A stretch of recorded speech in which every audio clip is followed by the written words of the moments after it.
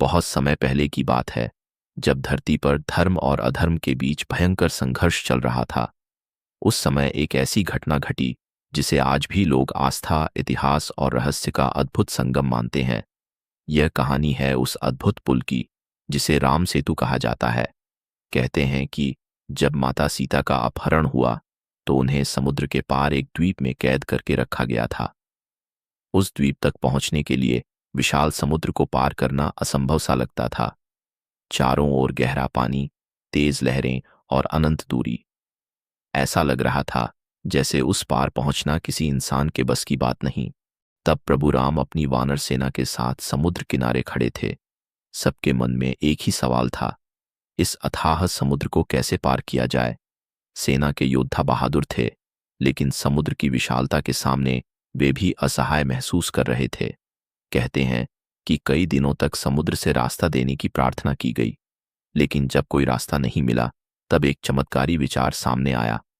वानर सेना ने समुद्र के ऊपर पत्थरों का एक पुल बनाने का निश्चय किया। यह काम आसान नहीं था। भारी भरकम पत्थर उठाकर समुद्र में डालना और फिर उन्हें एक सीधी रेखा में जमाना, यह सब असंभव जैसा लगता था। लेकिन जैसे जैसे पत्थर समुद्र में डाले जाने लगे, एक अजीब घटना होने लगी।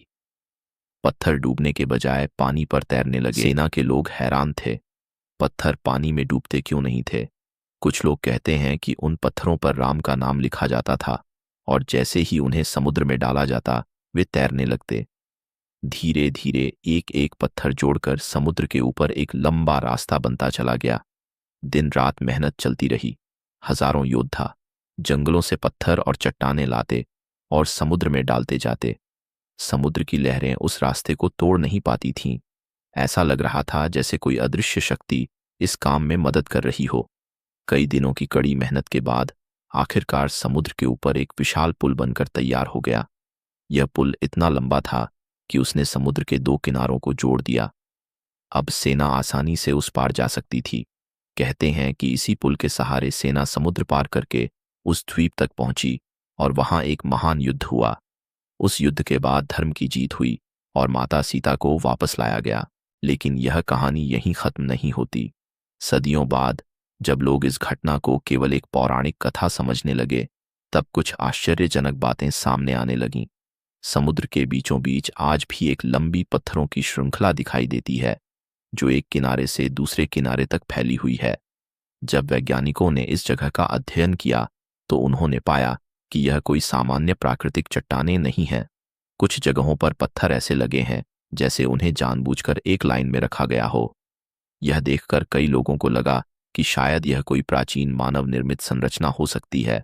सबसे बड़ा रहस्य यह है कि कुछ पत्थर ऐसे भी मिले जो सामान्य पत्थरों से हल्के हैं और पानी में तैर सकते हैं।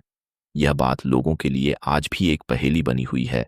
कुछ लोग कहते हैं कि यह सब प्रकृति का चमत्कार है। समुद्र की लहरों और समय के साथ साथ यह संरचना अपने आप बन गई होगी। वहीं दूसरी ओर कई लोग मानते हैं कि यह उस महान समय का सबूत है जब एक असंभव काम को संभव किया गया था। आज भी जब उस जगह की तस्वीरें ऊपर से देखी जाती हैं तो साफ साफ एक लंबा रास्ता दिखाई देता है,